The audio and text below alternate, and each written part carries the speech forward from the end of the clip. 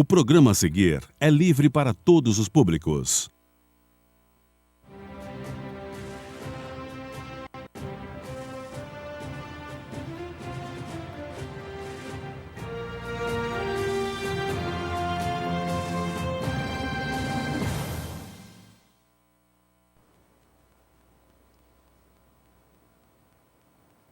Boa tarde, senhoras e senhores. No ar agora, pela TV Osasco, ao vivo, o programa Defenda PM, da Associação dos Oficiais Militares do Estado de São Paulo em defesa da Polícia Militar. Hoje, comigo aqui mais uma vez, o Coronel Ernesto Puglianeto, que é o secretário executivo da associação, e daqui a pouco a gente vai conversar com a juíza de direito, a doutora Juliana Trajano de Freitas Barão. Sejam bem-vindos. A AOMESP, Associação dos Oficiais Militares do Estado de São Paulo, tem uma ótima notícia para a família policial militar. A juíza Carolina Martins Clemêncio Duprá Cardoso determinou ao governo do estado reimplantar em 30 dias, em folha de pagamento, os adicionais temporais quinquênio e sexta parte suprimidos, requeridos em mandado de segurança coletivo. O benefício é extensivo a todos os associados, inclusive os que se associarem agora, conforme decisão do Supremo Tribunal Federal. Em maio, o governador do estado, Márcio França, disse que quer resolver todas as pendências. França classificou como inversão da lógica o estado dever e não pagar. A AOMESP espera que a ordem judicial seja cumprida. Sempre lembrando o nosso grito de guerra para as eleições deste ano, policial militar, vota em policial militar. Inscreva-se para participar do primeiro encontro de candidatos, de pré-candidatos da Polícia Militar. O evento vai ser no dia 4 agora, em Campinas. A iniciativa do vereador Tenente Santini, o encontro tem o apoio da Defenda e de várias outras associações da Polícia Militar. Foram convidados os candidatos a governador Márcio França, João Dória e Paulo Scaff. Estarão presentes os parlamentares Major Olímpio, Capitão Augusto, Coronel Telhada e Coronel Camilo. Inscrições pelo e-mail encontrocampinas2018@gmail.com e você pode se inscrever também pelo WhatsApp, o código de área 19, o número é 989166232. A Defenda PM está com mais um outdoor, dessa vez instalado no quilômetro 43,5 da Ayrton Senna, sentido capital. A peça lembra a frase do governador do estado, Márcio França. A farda do policial militar é sagrada e é a extensão da bandeira do Estado. Em menos de um mês, 2 DPs foram assaltados em São Paulo. Na segunda-feira, os ladrões invadiram a delegacia de polícia de São Lourenço da Serra, na Grande São Paulo. Levaram munições, drogas, câmeras fotográficas e um aparelho celular. No feriado de 9 de julho, o assalto foi na delegacia de polícia de São Bernardo do Campo, no ABC. Os ladrões levaram armas de diversos calibres, munições, coletes balísticos, celulares e drogas. Parte do material roubado já foi recuperado por policiais militares na sexta-feira da semana passada. Coronel Ernesto, antes de entrar na entrevista, o que vai acontecer agora? Bom dia a todos os nossos telespectadores, bom dia a quem está nos acompanhando também pelas mídias sociais. A gente vê com muita preocupação essa situação dos roubos a delegacias de polícia.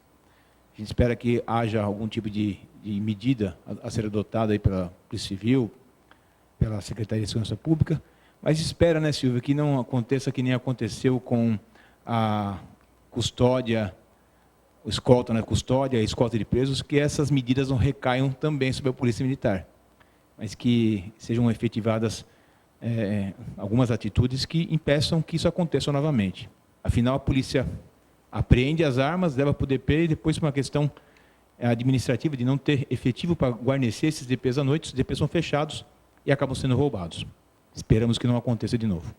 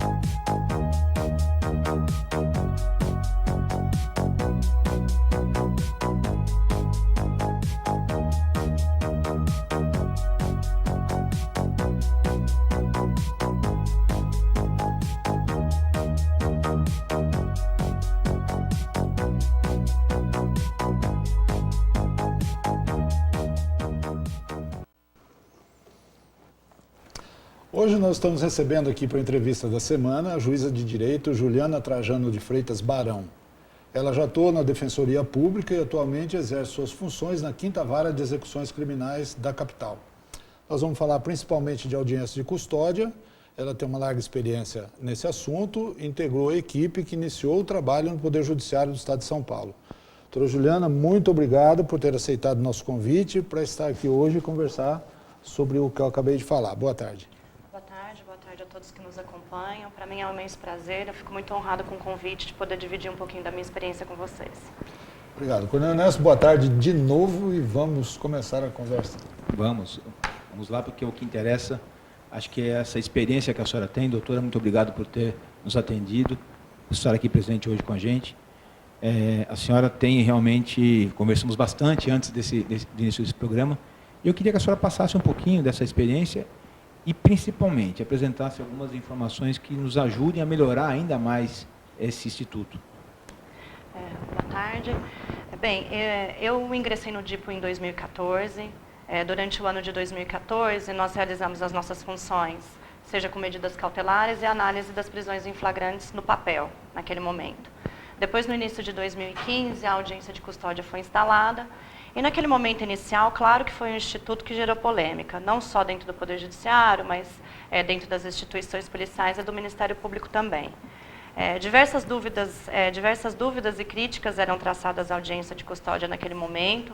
Eu compartilhava de algumas dessas críticas, como, por exemplo, a implantação através de ato normativo, se perguntava se seria possível, é um instituto nitidamente de caráter processual penal, como que ele poderia, de repente, ser regulamentado por ato normativo do Tribunal de Justiça, do CNJ. Outras dúvidas que se colocavam era qual seria a real efetividade dessas audiências e quais eram os seus objetivos. E dentro desse contexto, eu fui amadurecendo com a minha experiência e chegando a algumas conclusões acerca da audiência de custódia. Eu realmente acredito que a implantação via ato normativo, embora a questão já tenha sido superada com o julgamento da ação direta de inconstitucionalidade pelo Supremo, eu acredito que talvez não tenha sido a melhor forma de implantação. Seja porque o Instituto realmente a meu ver, é de caráter processual penal, e isso acabou gerando um precedente perigoso sobre uma alteração de uma regra tão importante via ato normativo, e seja porque também essa implantação dessa forma acabou afastando outras instituições que têm um papel muito importante da custódia da sua discussão, como, por exemplo, o Ministério Público, a Polícia Militar e a Polícia Civil. No âmbito legislativo, com o andamento de um projeto legislativo, seria muito mais fácil a realização de audiências públicas ou, de repente, de consulta a essas outras instituições. E como isso foi feito via ato normativo, essa discussão um pouco mais profunda, analisando os impactos em outras instituições, acabou sendo um pouco dificultada. Outra questão que eu acho que, para mim, era um pouco, me causava uma dúvida sobre a audiência de custódia, é que ela teve o fundamento, claro, de verificar, de repente, eventual abuso no momento da prisão, mas também ela teve reconhecidamente a finalidade de tentar solucionar um problema da superpopulação carcerária que a gente tem hoje no país, e então tentar resolver o nosso problema de sistema prisional.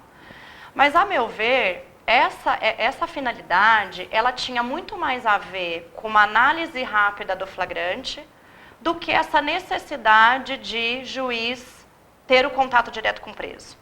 Então, por exemplo, no DIPO, no papel, nós já analisávamos de maneira muito célere todos os flagrantes que nos eram submetidos, e a liberdade provisória era concedida, naqueles casos em que se acreditava que era cabível, e mantida a prisão de outras. No interior, por deficiências estruturais, talvez isso não era feito de maneira tão célere. Mas o que eu me questionava é que talvez a gente não precisava de uma mudança tão profunda como a audiência de custódia para resolver esse problema. Bastaria a criação de uma estrutura um pouco mais eficiente no interior, que é muitas vezes muito mais precária, para que essa análise acontecesse de forma mais rápida. E outra questão que eu colocava é que eu realmente acho que eventual abuso no momento da prisão tem que ser verificado pelos métodos que nós já temos. A intervenção de um juiz ali, como uma figura verificadora das condições do custodiado, não me parece ser a melhor opção e nem me parece que vai resolver o problema. Mesmo porque continua sendo uma questão que precisa de prova, e então submetida a um corpo de delito que já é feito. Doutora, eu vou fazer uma breve interrupção, vamos assim dizer, né? Porque eu queria fazer... Nós conversamos muito antes do programa, e eu e a senhora tem algumas ideias assim bastante avançadas, modernas, efetivamente, para a gente conseguir desenvolver um melhor serviço para a sociedade. O nosso telespectador, aquele que nos acompanha, sabe que nós tentamos trazer para esse programa um fórum de debates onde surjam ideias, né? E a senhora tem sugestões. A senhora pode falar um pouquinho dessas sugestões? Sim, claro.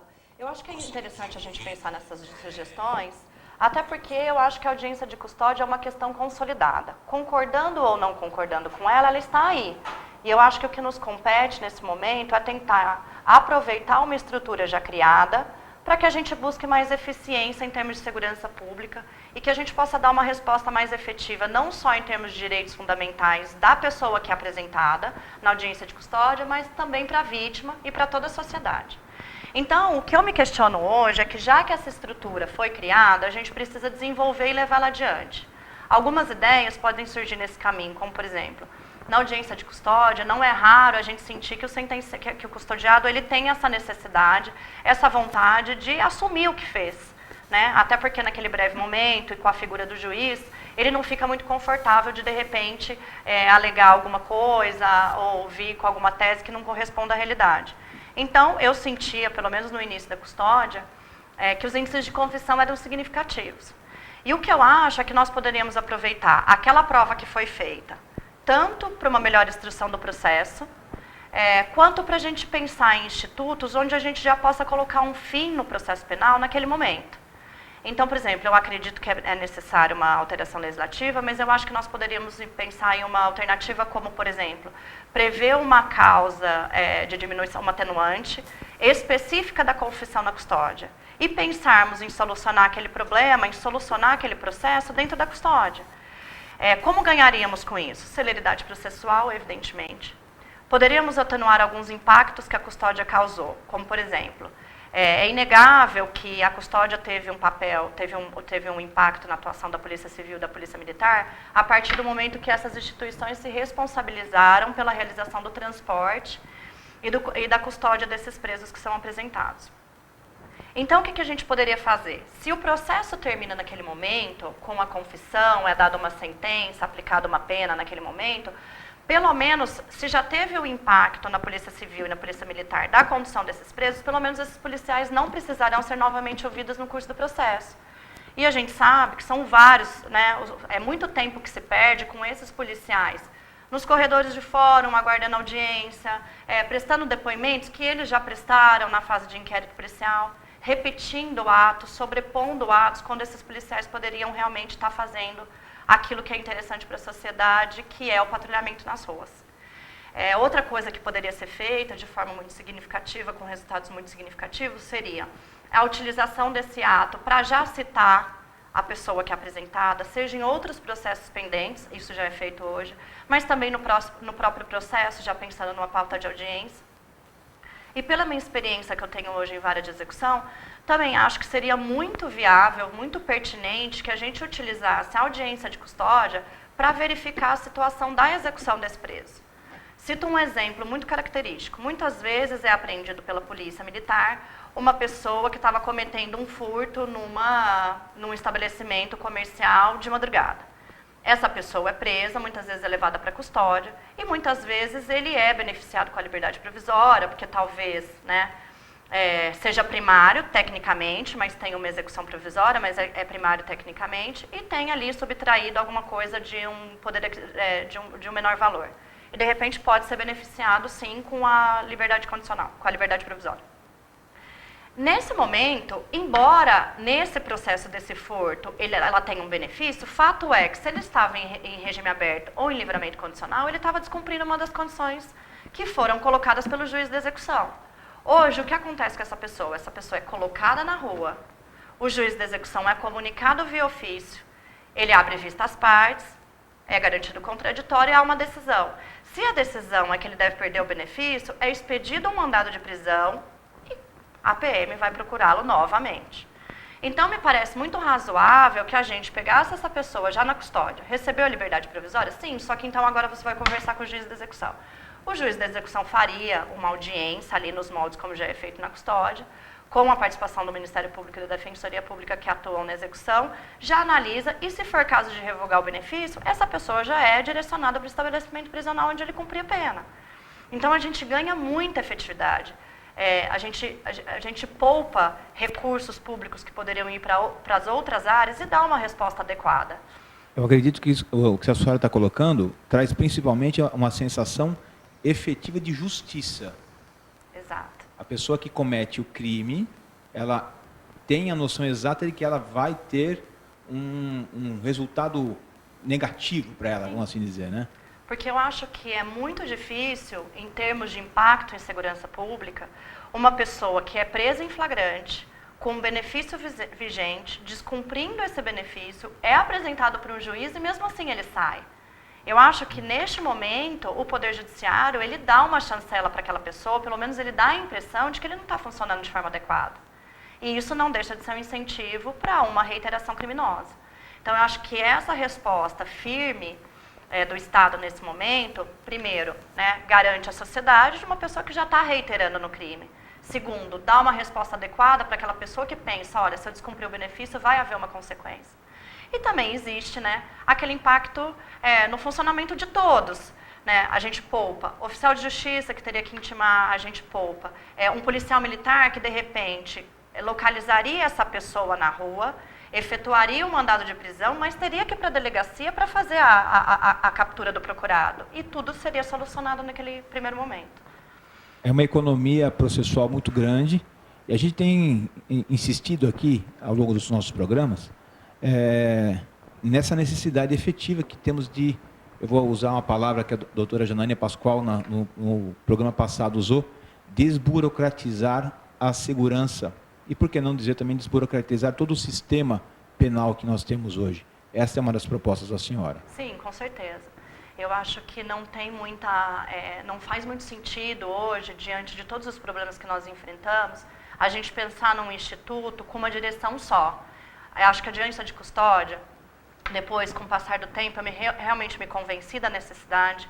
Eu acho que o juiz pode ter outro viés com esse contato direto com o custodiado, mas não faz sentido utilizar toda essa estrutura pensando no instituto única e exclusivamente como analisar a situação dele. Então, acho que outras coisas podem ser resolvidas. Isso não se aplica só à audiência de custódia, né? Nós temos problemas semelhantes em outras áreas do direito sobre essa sobreposição de responsabilidade. Várias instituições fazendo o mesmo serviço. Quando nos falta tempo, quando nos falta material humano, quando nos falta recursos públicos, para fazer diversas outras coisas, né? A senhora tocou num ponto que eu acho que é fundamental, que nós insistimos também muito aqui, né? É a sobreposição de ações na esfera da polícia. O policial militar prende aquela pessoa, um infrator, elabora um boletim de ocorrência, depois ele encaminha essa pessoa para o DP, onde é elaborado novamente um novo ato. Então nós temos que simplificar isso tudo, né? Eu não vou insistir aqui, talvez, na tese do flagrante elaborado pelo policial militar, porque é algo que tem que ser melhor trabalhado e mudado muito nas circunstâncias legais que nós temos hoje, da legislação que nós temos hoje. Mas existe algo muito mais simples, que é a aplicação da 9.099, o termo circunstanciado de ocorrência, onde o policial militar pode, dentro daqueles crimes listados de menor potencial ofensivo, resolver na hora a ocorrência e encaminhar todos os dados para o Poder Judiciário. Hoje não acontece em São Paulo. Você que nos assiste vai desculpar a repetição, mas não acontece em São Paulo por um ato normativo, uma portaria administrativa da Secretaria de Segurança Pública que está vigente, não é de agora, já está vigente há muito tempo. E a gente observa que a Polícia Civil acaba sendo penalizada, a Polícia Militar é penalizada, a sociedade é penalizada porque existe uma sobreposição. Quando conversávamos antes, a senhora dizia justamente dessa necessidade de modernizar. Alguns dados que talvez nós já conversamos antes, vão passar para os nossos telespectadores, alguns dados interessantes, né? A Polícia de Nova York tem 19% do efetivo dela destinado à investigação criminal. E ela conseguiu apurar em 2017, mais ou menos, cerca de 80% dos homicídios. Levar esses indivíduos que cometeram os crimes à justiça.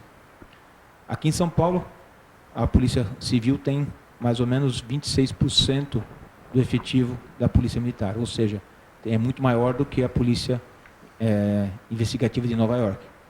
E os índices de resolução do homicídio, a gente tem esse dado pelo Instituto Sol da Paz, gira em torno aí de 40%.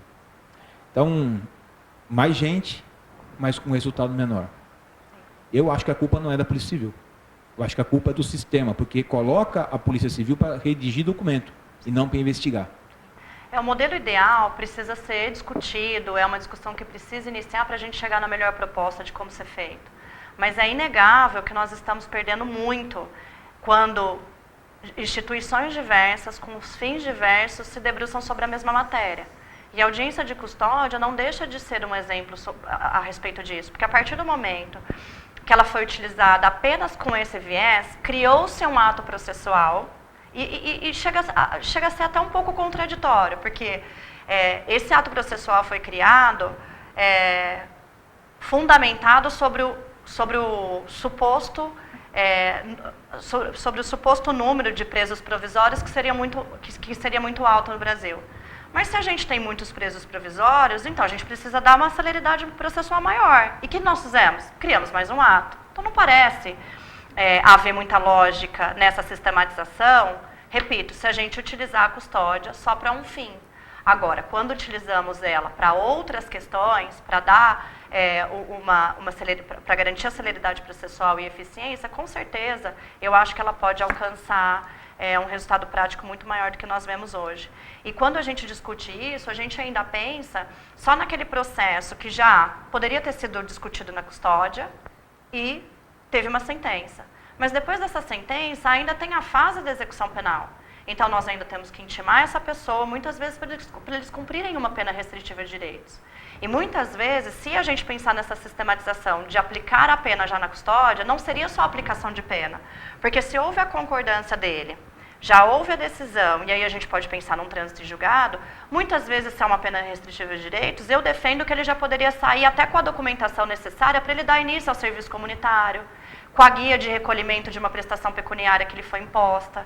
Se o prejuízo foi para a vítima, ele já poderia fazer o depósito para a vítima naquele momento. Imagina como o Estado não ganharia, vamos dizer assim, não ganharia pontos com a vítima, se naquele dia, naquele momento, ela já sentisse que ela foi ressarcida do dano que lhe foi causado, né? Pensando num furto, numa receptação, num estelionato.